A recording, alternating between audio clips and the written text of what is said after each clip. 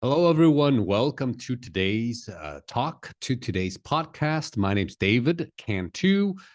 I'm your teacher, and I have live Zoom classes, and I help intermediate students become advanced English speakers, right? So if you speak a little bit of English, if you can understand everything that I'm saying, but you have a few problems communicating, then I have a program for you where you can join me in my classes and speak to a lot of different people in English, practice your skills, practice advanced vocabulary and advanced grammar so that you can become, confident when you speak.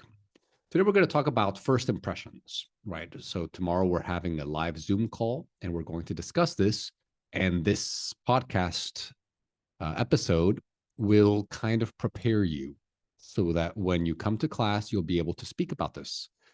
All right. So, talk about first impressions and they matter, right? So, when something matters, it means it's important. In this case, first impressions do matter. Your first impression is when you meet someone, your image of them, the image that you first get of them, that's the first impression. That's what you first think about someone, right? And so, for example, we have different things that can, influence, whether someone has a first impression, a good first impression of someone or not. One example is appearance. Appearance is important. So, for example, if someone looks neat, right? If they're clean, if they look good, they're wearing nice clothes, they're clean, they're shaved and everything, they usually make a good impression. If they have dirty hair or dirty clothes, they might make a bad impression, right? So make a good impression, make a bad impression. So these are the expressions. So we're going to discuss this. The way someone speaks, how does that influence, the first impression that they make? So of course, people will treat you the way, based on how you speak, not just how you look, but how you speak. It's very important.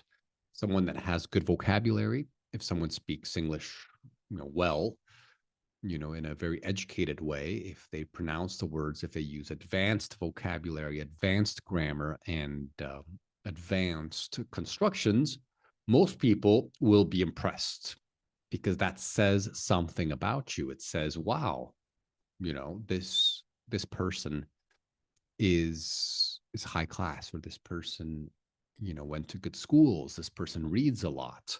So it's very important. So if you want to make a good impression, definitely work on how you speak, on the way you speak.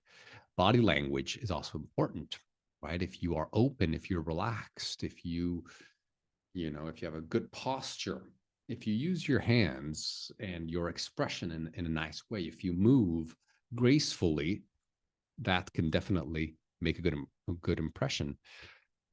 So information someone shares. All right. So this goes into something. If you say if you say where you're from, what you like, right? So of course, if you share too much information, it can make a bad impression. You can make a bad impression. But so it is important what information you share. If you share too much, or things that are too personal, or things that are too political, then that you can make a bad impression. But my rule is that when you share information, you know in the beginning, try to stick to neutral topics, right? Just speak about yourself, where you're from, very diplomatic, neutral. Not things that are too controversial, probably don't, and share a little bit, but also ask questions. So you don't want to give a 10-minute speech about yourself. You want to speak, for about 30 seconds and then Ask a question. So keep it balanced, right? Using a phone. Okay, of course, everyone uses their phone all the time. Everyone's addicted we are all addicted to our phones. So it's understandable, especially with millennials and Generation Z.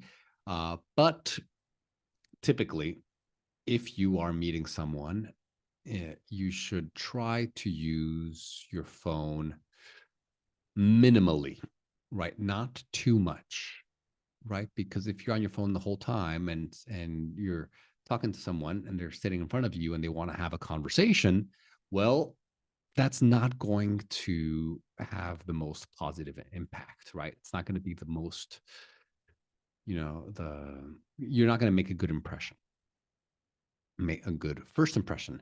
And of course, your manners. If you're sitting with someone, you don't want to put your feet on the table.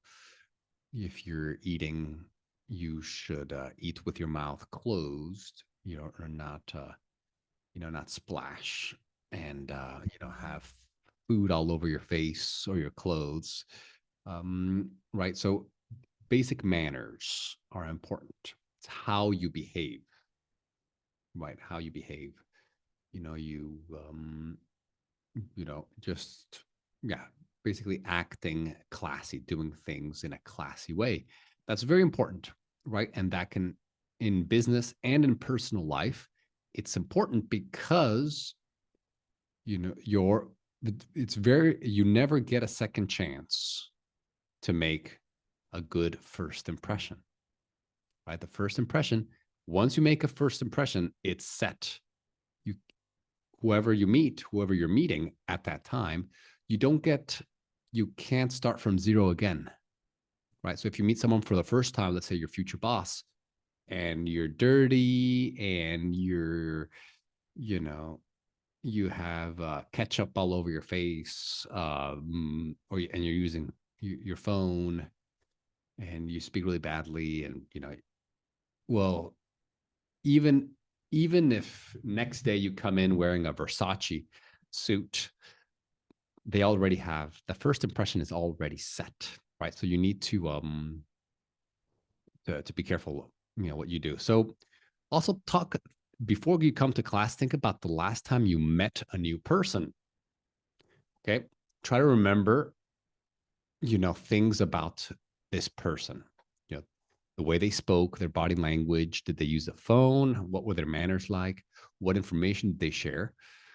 And did this person or did these things help make a good impression? Okay, so share the story. Try to remember the last person you met for the first time.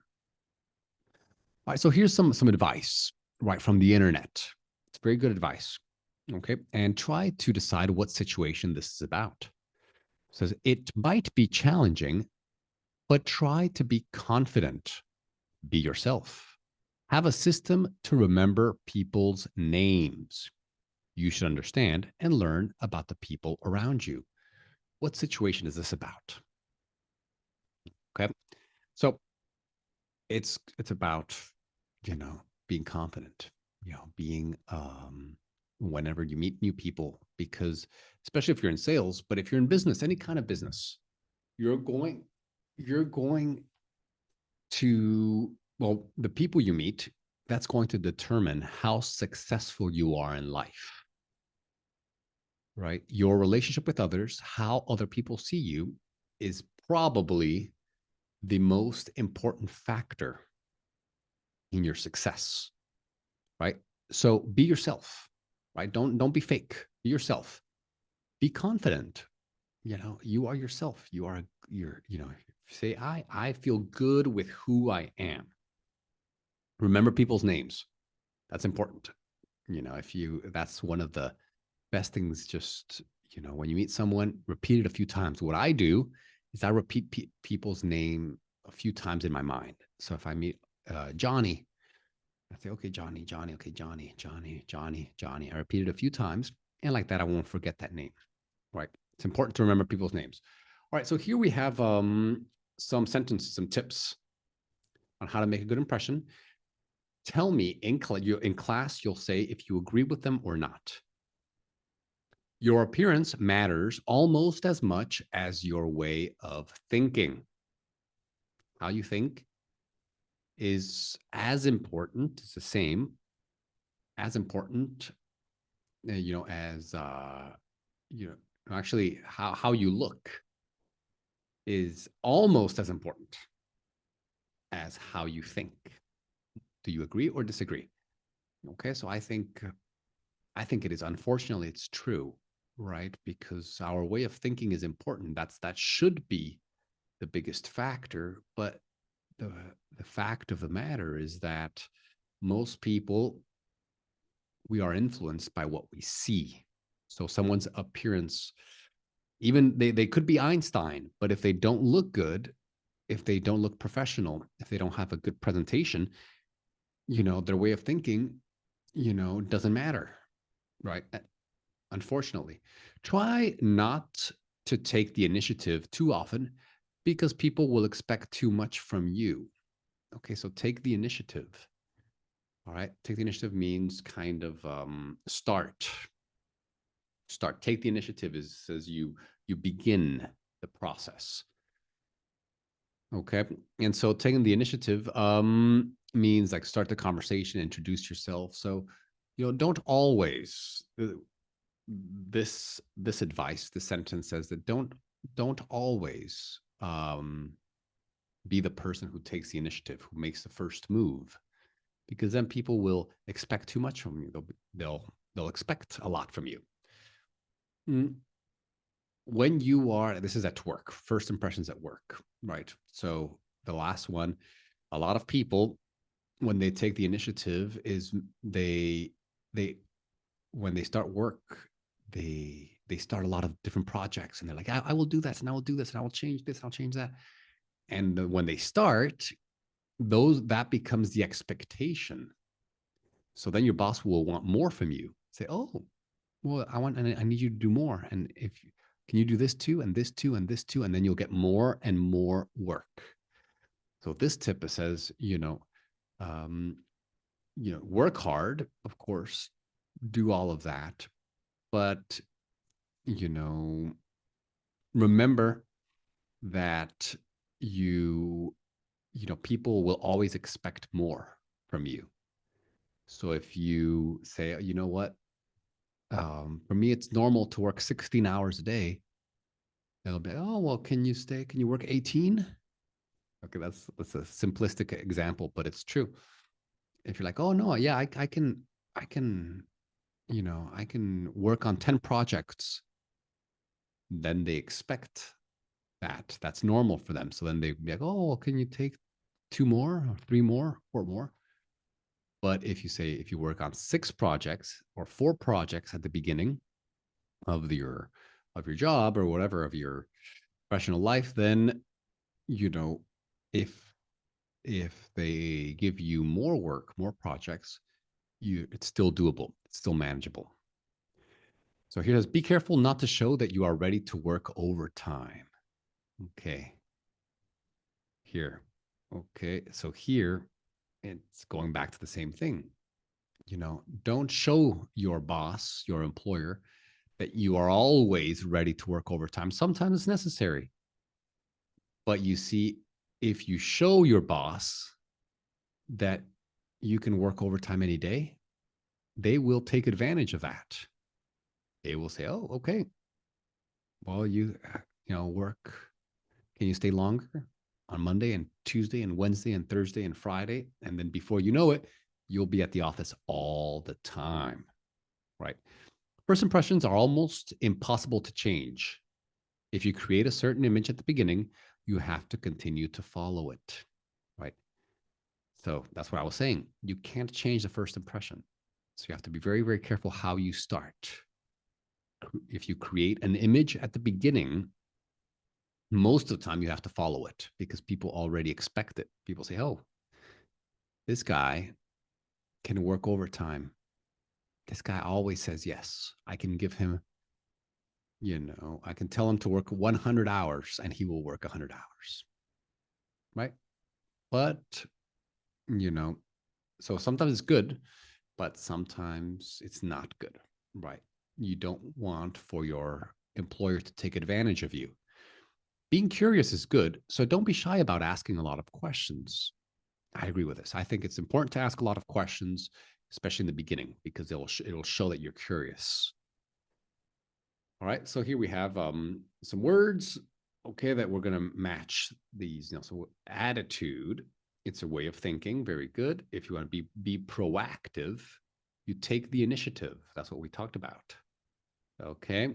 If you are curious, you are inquisitive. You're curious. You want a lot of information. Okay. Keep it up, right? If you keep something up, you continue to follow it. And if you are ready to work overtime, you are willing to work overtime. So these are some other expressions. We're going to watch this video.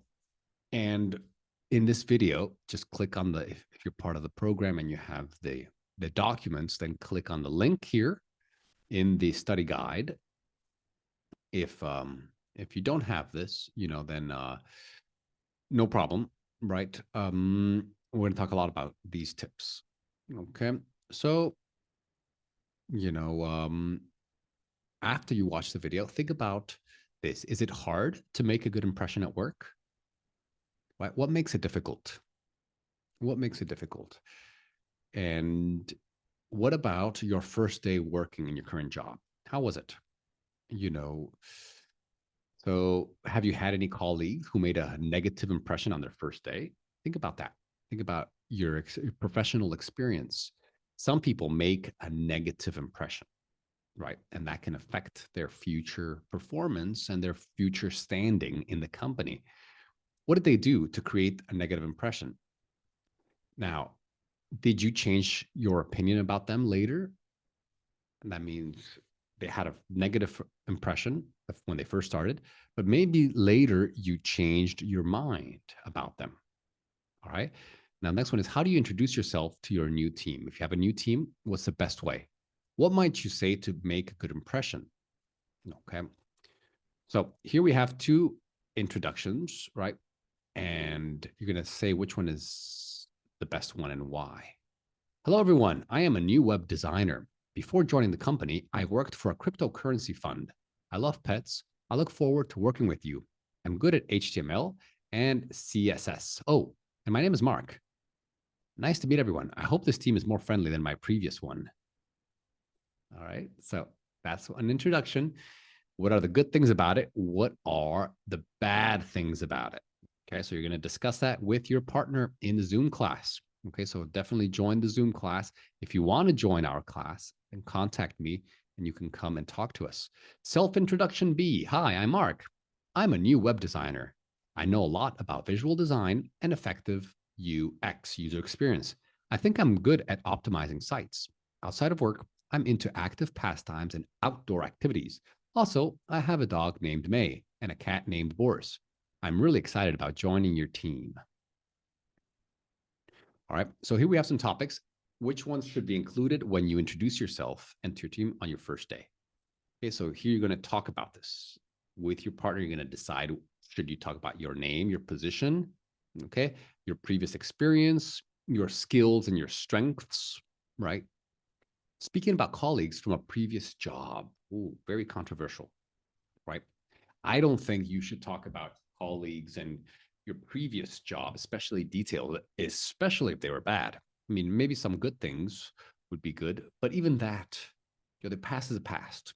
And I don't think you should, if you're introducing yourself to your colleagues, don't bring all the, all this baggage from the past. That's my opinion. So family, maybe a little bit. I think I don't think you should talk too much about your family, right? But maybe a little bit. Oh, I'm married. I have a kid. I have a wife. Maybe that's okay. Pet peeves. Ooh, probably not. A pet peeve. People think it's a pet, like your dog or cat. But a pet peeve is something that you hate, something that gets on your nerves. Okay, so probably not that, right? You don't want to talk too much about your pet peeves. Hobbies, what you like to do in your free time. Okay, that could be good, right? Because it makes you human, it allows you to connect with people on a personal level and showing you are happy to be working in the company. Definitely. definitely show that you are happy to work in the company. All right, so let's look at some of these phrases and choose the option that does not fit. Discuss which topics, 1 or 2 from exercise 10, the phrase are connected to. So I'm into, that means I like. I'm into solving complex problems. Okay. Or you could say I'm into camping. But you don't want to say I'm into working with you, because into something, if you are into something, you like it. I'm looking forward to working with you. You could say that. You can also say I'm looking forward to getting to know you. Okay. Or I'm looking forward to, you know, yeah, to collaborating, all that. But you wouldn't, the one that's incorrect is help you. You can't say, I'm looking forward to help you. That's not a good one. First of all, it's not correct. Second, it's not, it's not the best one. I'm good at, improving my performance. Okay. I'm good at taking photos. That's probably the only one that works. I'm good at my previous job. I don't think it's the best one, honestly, but I mean, it could work. But my previous job, maybe I was good at my previous job. So I'm good at my previous job is not correct. Also, not correct is I'm good at improving my performance. Grammatically, it's correct, but it doesn't make sense. So I'm good at taking photos. I'm good at designing websites. Outside of work, I enjoy spending time with my kids. That's good. Outside of work, I enjoy solving complex problems. I enjoy writing music. All of that makes sense. Okay. Although solving complex problems probably doesn't, it's not the, doesn't make that too much sense. Right. But it's possible. I am excited about getting to know you. Good. I'm excited to be part of this team. Yes. I'm excited by programming. No, that one's not correct. You can't say I am excited by programming, right? But I'm excited about I'm excited about getting to know you. I'm excited to be part of this team is good. Before joining the company, I worked in banking. You can say that. Before joining the company, I was self-employed. Good. And the last one, which is not, I wouldn't say this. Before joining the company, I was looking for a job. That's probably not the best thing to say. Okay. So maybe, maybe if you have time, you can also prepare a good self introduction, right? You need to create an introduction that will create a good impression. You want to make a good impression. That's the most important thing. And so use some of these ideas, some of these sentences here to write a good, personal introduction for work. Okay, guys, hope you learned something. And I'm looking forward to seeing you in class. Again, if you want to join the live class, get in touch with me right now so that we can talk about how I can get you the best results possible. You can start to speak comfortably in English. All right, everyone, take care, and I will see you in our Zoom call.